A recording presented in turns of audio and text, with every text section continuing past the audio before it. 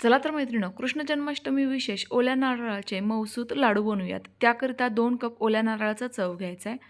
आता हा गॅसवर ठेवूयात आणि एकदम कमी आचेवर व्यवस्थित असा परतवून घेऊयात, जोपर्यंत यातील पूर्णतः ओलावा नष्ट होत नाही तोपर्यंत.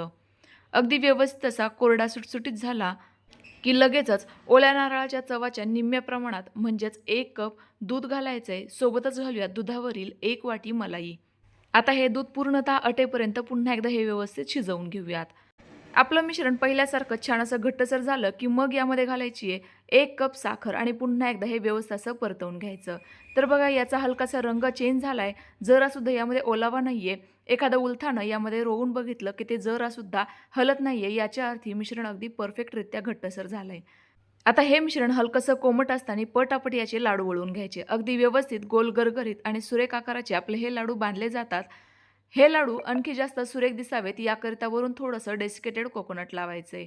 तयार झालेले ओल्या नारळाचे लाडू जर फ्रीजमध्ये ठेवले तर अगदी 15 दिवसही व्यवस्थित टिकतात. मस्त मऊ लुसलुशीत आणि रसरशीत राहतात. तुम्ही देखील नक्की ट्राय करा. पुन्हा भेटूयात अशाच एका नवीन रेसिपीसोबत. तोपर्यंत बाय.